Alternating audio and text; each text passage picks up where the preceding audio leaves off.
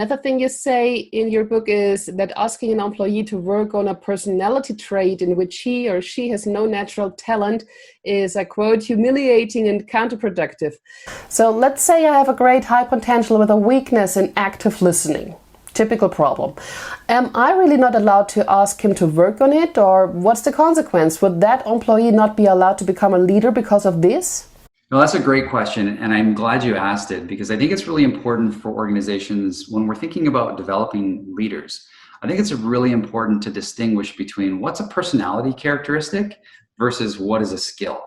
Mm-hmm. And sometimes when I'm working with clients, I will hear comments like, well, to be a good leader, you need to be charismatic, or you need to be an extrovert, or you need to be fun, or you need to be funny. Those are personality characteristics. And if you ask me, I'm not funny. Okay, I'm just not. And I don't think I'm especially outgoing. I'm certainly not outgoing. So does that mean that I can't be a leader? No, of course, that's not true. We can develop leaders with any type of personality traits, just about. The key thing is to focus on, forget personality traits, focus on skill sets, okay? Focus on skills and behaviors. What are the key behaviors that exceptional leaders do to produce great results, to have a great impact on people and results? There are certain behaviors that are learnable, that anybody can learn regardless of the type of personality you have. Likewise, there are certain skills that you will need to develop, and that anybody can develop.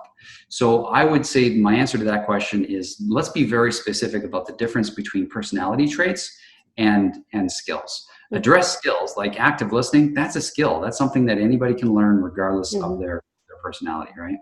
And you say we should ask critical positioning comments and their direct reports directly in terms of their competencies for critical current and future roles. So in order to build up competence models instead of asking a consultant about that.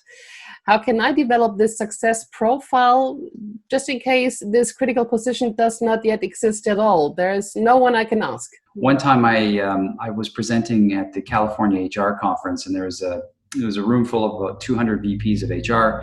And I asked them, I said, how many of you have a consistent criteria for promotion? That everybody in the organization understands this is the key definition of leadership, and this is how we're going to evaluate people, to determine whether we're going to promote them or not. Out of that room of 200 VPs of HR, 0 hands went up. Nobody in that room had a consistent criteria for promotion they all agreed on. And so one of the first things that I do with my clients is to come up with that consistent definition of leadership for their organization. Because a municipality is going to have a different definition of leadership than, for example, a Google or an Apple, right? There are for sure going to be common themes and common behaviors among all organizations of what makes a good leader, but there are going to be certain differences. And so one of the key things that I do with client organizations is I help them identify that common definition of a leader by analyzing their success stories. And so I work with focus groups within an organization, and I simply ask them to tell me stories about when things worked out well. When were you achieving your mission? When were you really rocking it, right? When were things going really well and you produced great results? And so we look at those success stories, and then we start to reverse engineer them. And we say, okay, what were the specific results that came from those success stories? Like, for example, what was the impact on employees, on customers, on financials, on your processes, on your products? So we identify the results, and then we work backwards even further. And we say, okay, what were the behaviors that either immediately preceded that success story or enabled it to happen?